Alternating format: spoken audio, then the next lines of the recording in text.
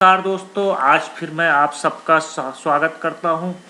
और दोस्तों, आज हम लोग दो ऐसे शेयर्स को चूज किया है जो कि बैंकिंग एंड फाइनेंस सेक्टर से आते हैं और ये दोनों ही हाई बीटा काउंटर हैं।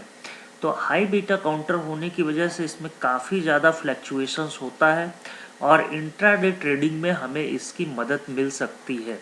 तो दोस्तों, आज बंधन बैंक का शेयर हमने सेलेक्ट किया है और साथ ही इंडिया बुल हाउसिंग फाइनेंस के स्टॉक की न्यूज के लिए सेलेक्ट किया है। और साथ ही हम पता करेंगे इंट्राडे टारगेट प्राइस क्या होगा कल के लिए और हमें किस लेवल पे बाइंग करना चाहिए और शॉर्ट टर्म टारगेट क्या होंगे उसके बारे में भी डेप्थ में एनालिसिस करेंगे। तो चलिए दोस्तों, चर्चा शुरू करें। इससे पहले आपको बताना चाहता हूं कि अगर आप इंट्राडे ट्रेडिंग करते हैं तो हमारे टेलीग्राम चैनल से ज़रूर जुड़िए, जिसका लिंक डिस्क्रिप्शन बॉक्स में दिया गया है।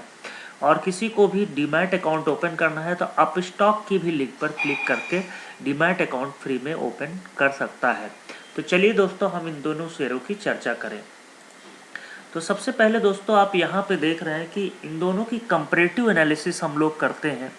बंधन बैंक और इंडिया बुल हाउसिंग फाइनेंस की कंपैरेटिव एनालिसिस करें तो आप देख रहे हैं दोस्तों, ब्लू वाला जो ग्राफ है वो बंधन बैंक का है, ग्रीन वाला जो ग्राफ है वो आपका बीएससी बैंक का है और इंडिया बुल हाउसिंग फाइनेंस का रेड वाला ग्राफ है।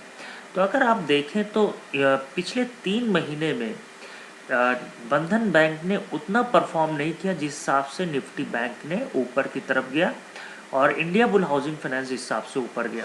अगर हम 3 महीने का देखते हैं तो अगर हम 1 साल का यही ग्राफ सेलेक्ट करें तो आप यहाँ पे देख रहे हैं कि काफ़ी ज़्यादा जो है पोटेंशियल है इन शेयरों में और दोनों ही काफ़ी ज़्यादा फ्लैक्चुएटिंग भी रहते हैं।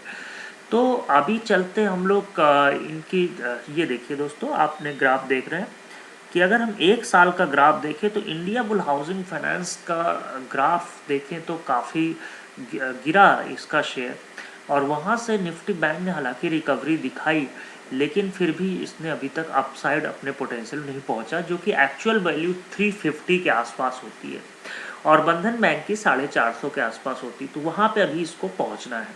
तो चलिए दोस्तों, न्यूज़ देखते हैं कि क्या थी इनकी न्यूज़। और अगर हम इन दोनों को कंपैरिजन करें तो इंडिया बुल हाउसिंग फाइनेंस का अभी और ऊपर शेयर जा सकता है।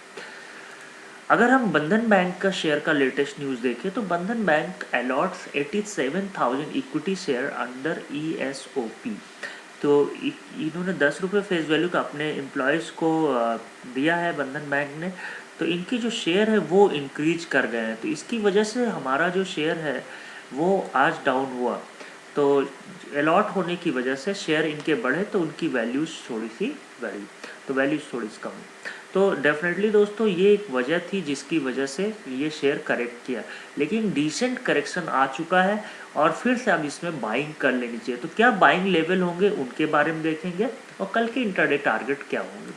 साथ ही दोस्तों, इंडिया बुल हाउसिंग फाइनेंस का शेयर जिस हिसाब से 250 के करीब पहुंचा, वहां से देखें तो 3% का गेन हुआ और इनमें बल्क डील हुई थी और वहाँ से काफ़ी करेक्ट कर चुका है। तो 250 रुपये से कह सकते हैं कि 5% से ज़्यादा का करेक्शन आ चुका है और 3 दिन में।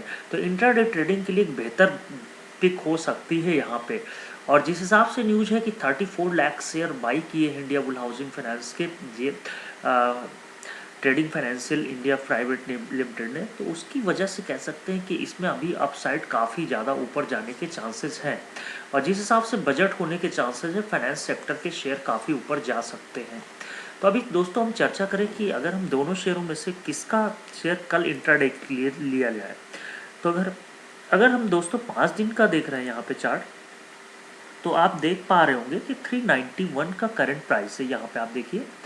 और वॉल्यूम लास्ट में ग्रीन कैंडल इसने बनाई, तो एक अच्छी चीज़ ये हुई कि लास्ट में ग्रीन कैंडल बनाई, लगातार वॉल्यूम के डिक्रीज हुए और इसने 428 से करेक्शन दिखाया।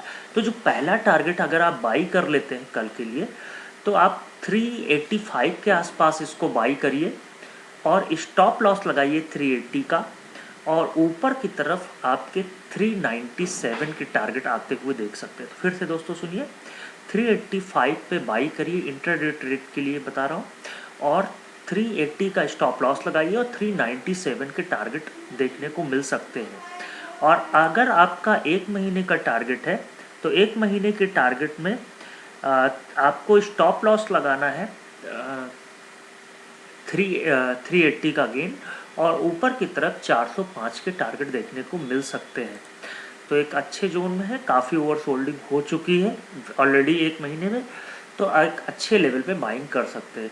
वहीं दोस्तों अगर हम इंडिया वुल्फ हाउसिंग फाइनेंस के शेयर को देखें, तो पिछले 5 दिनों में देखिए तो 228 का आपको स्टॉप लॉस लगाना है, और ऊपर की तरफ जो लेवल है वो 246 के लेवल देख सकते हैं। तो कल इंट्राडे ट्रेड में आपको 242 के 232 पे आपको बाई करना है, 228 पे आपको स्टॉप लॉस लगाना है, और ऊपर की तरफ 242 के टारगेट आने वाले देखने को मिल सकते हैं। साथ ही दोस्तों अगर आप इंट्राडे ट्रेड करते हैं, शॉर्ट टर्म के लिए लेना चाहते हैं, तो 217 का स्टॉप लॉस लगाइए, और ऊपर की तरफ 250 तक के टारगेट देखने को मिल सकते हैं। तो ये थी दोस्तों दोनों शेयरों की स्टॉक शेयर एनालिसिस। और चूँकि शेयर मार्केट हमें फॉलो करिए टेलीग्राम, ट्विटर और फेसबुक पे। शेयर मार्केट रिस्क के अधीन है, तो कृपया स्टॉप लॉस जरूर मेंटेन करें, और ये सिर्फ एजुकेशनल पर्पज़ के लिए करते हैं, इसका इन्वेस्टमेंट से कोई लेना देना नहीं है। थैंक यू दोस्तों।